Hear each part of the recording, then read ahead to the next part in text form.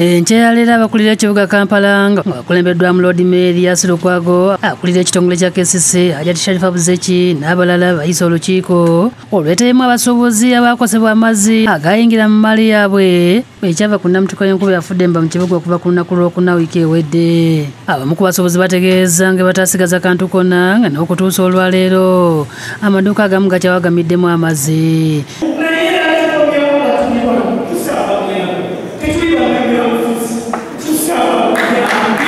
Banyonyodde nti abasinga amaduuka ge balimu tegali mu mannya gaabwe nga babapangisa mu bupangisa bifo kiyite sub-renting ng'olukuŋŋaana luno lugendeddemu okulaba engeri gavumenti gy'eyinza okuyambako okuliyirira abaakosebwa.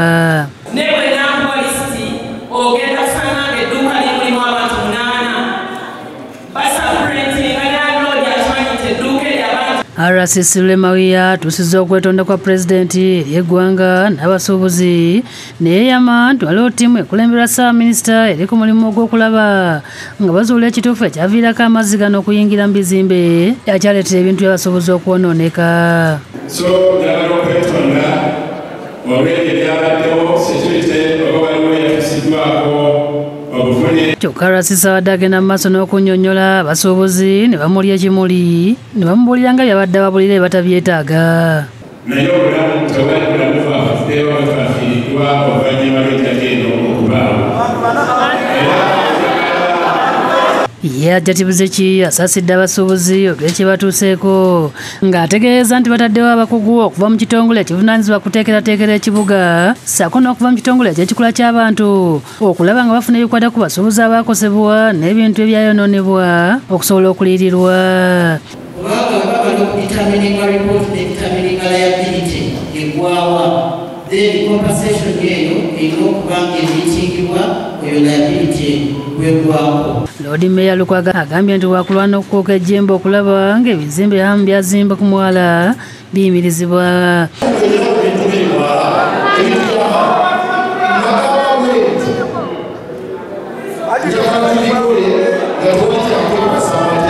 Wabula olw'eggulo kanso ya KCC etudde okutema empenda eri abasuubuzi abafiiriddwa emmali yaabwe nga wano Lord Mayor asoose kubannyonnyola ebivudde mu lukiiko lw'abasuubuzi. Kyokka abaddewo okwansiganya ebisongovu wakati w'abakansala ne batuuka n'okwerangira nti abamu ekibatta kwe kuba nti baafuna kaadi y'NUP.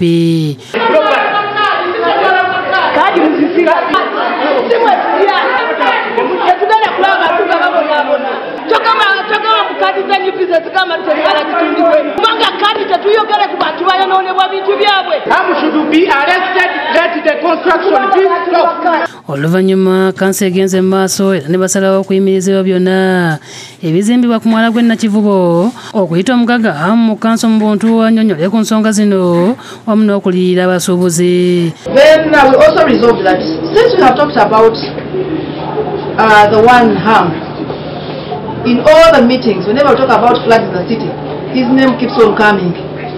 We want to give him a fair hearing. We are deciding to summon him anytime soon.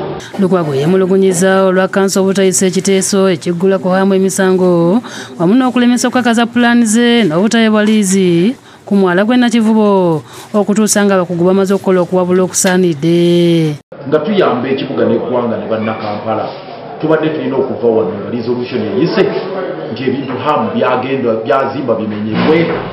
Ekyo kibadde kirina okuyita nti byazimbawo bimenyebwe kuba bimenya mateeka naye yennyini akwatibwe akubibwe mu mbuga z'amateeka. Ekyo kigaanye okuvaayo.